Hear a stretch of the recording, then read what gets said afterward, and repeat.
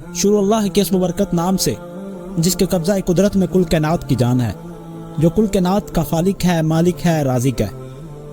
इस वीडियो में हम बात करेंगे लाहौर में मौजूद बीबियाँ पाक दामन के मज़ार के हवाले से कि वो कौन थी और कहाँ से आई। बीबियाँ पाक दामना के मज़ारात लाहौर की तारीखी इमारतों और मकबरों में कदीम तरीन हैसियत की हामिल हैं। कहा जाता है कि यहाँ हज़रत अली अलैहिस्सलाम की बेटी और हज़रत अब्बास अलमदार की बहन जनाब रुकैया सलामुल्लाह अलैहा ज़ौजाए हज़रत मुस्लिम बिन अकील का रोज़ा अक़दस है, और इन मासूमा के साथ हज़रत अकील इब्ने अबी तालिब अलैहिस्सलाम की 5 बेटियां भी यही दफन है। मगर दीगर मज़ारात के बारे में बताया जाता है कि वो उन पाक दामन बीबियों की 4 मुहाफ़िज़ों और एक कनीज़ माई तनूरी के मज़ार हैं। ये भी कहा जाता है कि इन मज़ारों का कदीम तरीन मजावर अब्दुल्ला उर्फ बाबा हाकी था और इनकी कब्र भी वहीं है। बाकी कब्रों का इजाफा बाद में बसबब अकीदत अवाम होता गया और नौबत यहाँ तक पहुंची कि ये जगह कब्रस्तान बीबिया साहब कहलाने लगी। अब सवाल ये है कि हज़रत अली इब्ने अबी तालिब अलैहिस्सलाम और हज़रत अकील इब्ने अबी तालिब अलैहिस्सलाम की औलाद सरजमीन अरब से लाहौर की सरजमीन तक कैसे पहुंची। इस सवाल के जवाब में लाहौर की तारीखों और तज़किरों में जो रवायात दर्ज हैं वो बरसगीर पाक हिंद में मुसलमानों की आमद से 32 साल पहले का एक वाक़या है, जो तारीखी एतबार से 681 ईस्वी के ज़माने से ताल्लुक़ रखता है। और इसका तज़किरा कुछ यूँ बयान किया जाता है कि लाहौर में जहाँ आजकल बीबिया पाक दामना का रोज़ा है, वहाँ 680 ईस्वी में एक टीला था जिसके गिरदोनवा में जंगल था और ये जंगल दरियाए रावी के किनारे तक चला गया था। इसी जंगल के करीब लाहौर की कदीम तरीन आबादी थी जो एक छोटी सी बस्ती की सूरत में थी, और इस बस्ती पर एक हिंदू राजा हुकूमत करता था जिसका नाम बरमांतरी या महाबर्न था। इसके बेटे राजकुमार का नाम कुंवर बकरमा सहाय था। ये राजा और इसकी तमाम रआया बुत परस्त थी। बस्ती में मंदिर भी थे जहाँ बुतों और मूर्तियों की पूजा उसी तरह होती थी जैसा कि आजकल भी हिंदुओं के मंदिरों में होती है। पूजा कराने वाले भी ब्राह्मण थे और हुक्मरान राजपूत खत्री थे। एक दिन अचानक मंदिरों में रखी हुई तमाम मूर्तियां और बुत अपनी जगह से गिर पड़े। हालांकि पत्थर के बने हुए ये बुत पुख्ता चबूतरों पर मुद्दों से नस्ब चले आ रहे थे और इन्हें हिलाने या खुद इनके मुतहरक हो जाने का कोई भी इम्कान नहीं था। इसी के साथ बाज़ मंदिरों में जलाई जाने वाली आग जो हमेशा रोशन रखी जाती थी खुद ब खुद बुझ गई, और हिंदू कौम ने जब ये अलामतें देखी तो बस्ती में कोहराम मच गया। राजा महाबर ने अपने तमाम मंत्रियों को बुलाकर उनसे इस वाक़े की तहकीकात का हुक्म दिया और ज्योतिषियों को बुलाकर उनसे इस वाक़े के असबाब की बाबत पूछा गया। इस तहकीकात के नतीजे में यह मालूम हुआ कि कुछ परदेसी लोग कहीं से आए हैं और उनका क़याम जंगल के दरमियान एक टीले पर है और उनकी वजह से ये सब कुछ हुआ है। राजा परमांतरी ने हुक्म दिया कि उन परदेशियों को पकड़कर दरबार में पेश किया जाए। राजा के सिपाही ने पकड़ने गए तो देखा कि चंद औरतें हैं जो चादरों से मुंह छुपाए हैं और उनके साथ 4 मुहाफिज जो टीले पर पड़ाव डाले हुए हैं। राजा के आदमी ने उनको घेरा लेकिन उन्हें अपने साथ नहीं ले जा सके क्योंकि मुहाफिज जान देकर भी उन बीवियों की हिफाजत करने पर तैयार थे और उनकी जबान भी यहाँ के लोगों के लिए अजनबी थी और ना परदेसी लोग यहाँ वालों की जबान समझते थे। ये सूरत हाल देखकर राजा के कुछ आदमी वहीं ठहरे और कुछ वापस राजा की खिदमत में गए ताकि इत्तला पहुंचाकर ताज़ा हुक्म हासिल करे, इसके बाद कोई कार्रवाई करे।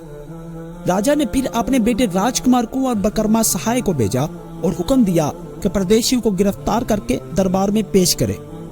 बीबियों में से एक बीबी जो बाकी सब बीबियों की सरदार मालूम होती थी, बकरमा सहाय से उसी की जबान में गुफ्तगू की और उसे ये बताया कि हम लोग खुदा के बंदे हैं, खुदा के रसूल की आल हैं, खुदा के रसूल की आल पाक से हमारा तल्लक है।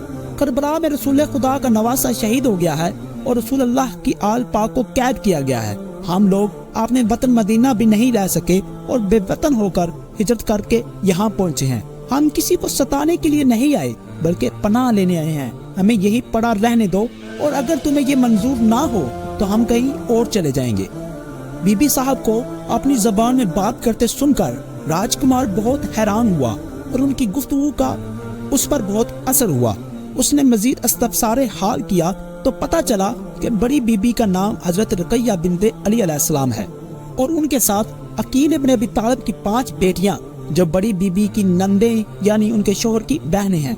उनके साथ एक और बीबी जो है वो उनकी कनीज हलीमा है जो तनूर में उनके लिए रोटियां लगाती हैं और इनके साथ सिर्फ 4 मुहाफिज हैं जिनके नाम अबू अल फतेह, अबू अल फजल, अबू अल मकाम और अब्दुल्ला हैं 11 افراد پر مشتمل یہ چھوٹا سا قافلہ تھا جس کو گرفتار کرنے کی مہم پر راجکمار آیا تھا۔ راجکمار اپنے باپ کے حکم سے مجبور تھا، چنانچہ اس نے کہا کہ وہ راجکمار کے دربار میں انہیں لے جانے کے لیے آیا ہے اور لے جائے بغیر واپس نہیں جائے گا۔ اگر پردیسی لوگ راضی خوشی نہیں چلیں گے تو زبردستی گرفتار کر کے لے جایا جائے گا، کیونکہ یہ اس کی مجبوری ہے اور حکم کا پابند ہے۔ جب راجکمار نے یہ کہا تو بڑی بی بی صاحبہ نے غصے کی نظر سے اسے دیکھا، جس کی تاب نہ لا کر راجکمار بے ہوش ہو کر گر پڑا۔ راجکمار کے گرتے ہی راجا کے سپاہیوں نے جو گھیرا ڈالے ہوئے تھے حملہ کر کے سب کو گرفتار کرنا چاہا۔ اس وقت بی بی صاحبہ نے اللہ تعالیٰ کے حضور دعا کے لیے ہاتھ اٹھائے، اور اس سے پہلے کہ راجا کے سپاہی ان تک پہنچتے اور انہیں گرفتار کرتے، زمین اچانک پھٹ گئی۔ وہ پاک بیبیاں اور ان کے محافظ خدام سب زمین میں سما گئے۔ یہ دیکھ کر راجا کے آدمی حیران ہو گئے اور خوف زدہ ہو کر پیچھے ہٹ گئے، اور راجکمار جو بے ہوش تھا اسے ہوش میں لائے۔ راجکمار نے یہ کرامات دیکھی تو اس نے اپنے باپ کے پاس واپس جانے کی بجائے وہی ان پردیسی بیبیوں کے زمین میں سما جانے کی جگہ کی مجاوری اختیار کر لی، اور اس نے اپنا آبائی دین یعنی بت پرستی چھوڑ کر اسلام قبول کر لیا۔ راجکمار کے ساتھ چند اور لوگ بھی اسلام لے آئے تھے اور راجکمار کے ہمدرد ساتھی بن گئے تھے۔ راجا مہابر نے اپنے بیٹے کو بہت سمجھایا، لیکن راجکمار وہاں سے نہیں گیا۔ راجا نے محبت پدری سے مجبور ہو کر پھر اسے تنگ نہیں کیا اور اس کے گزارے کے لیے کچھ زمین بھی دے دی۔ راجکمار بکرما صاحب اس ویران جگہ پر بیٹھا رہتا اور جہاں بیبیاں زمین میں سما گئی تھی اس مقام پر جھاڑو دیتا اور خدا کی عبادت کیا کرتا تھا۔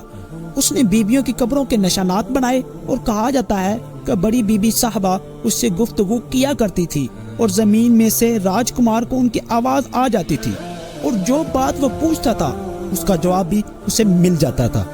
راجکمار بکرما صاحب کے اسلام قبول کرنے کے بعد اس نے اپنا نام عبداللہ رکھ لیا، جو بعد میں بابا حاکی کے نام سے جاننے جانے لگا، اور حضرت داتا گنج بخش رحمت اللہ علیہ بی بی پاک دامنہ کے دربار میں روحانی فیض حاصل کرنے کے لیے ہر جمعرات کو تشریف لاتے رہے اور چلہ کشی بھی کرتے تھے۔ وہ مقام کے جہاں داتا صاحب چلہ کشی کرتے تھے اب بھی موجود ہے۔ داتا صاحب کی اس دربار میں عالیہ بی بی پاک دامنہ میں حاضری اس امر کی نشاندہی کرتی ہے کہ آپ کو ان پاک بیبیوں سے بہت زیادہ عقیدت تھی۔ اس کا اندازہ اس روایت سے لگایا جا سکتا ہے کہ آپ بی بی پاک دامنہ کے مزار مبارک سے 40 قدم کے فاصلے سے گھٹنوں کے بل چل کر آیا کرتے تھے اور اسی طرح واپس جاتے تھے، اور عقیدت کیش مسلمانوں کے لیے آپ کا یہ لاہ عمل قابل تقلید ہے۔ لوگوں کو آپ کے اس عمل سے سبق لینا چاہیے، چنانچہ آج تک لوگ اس دربار میں حاضری اپنے واسطے سعادت سمجھتے ہیں۔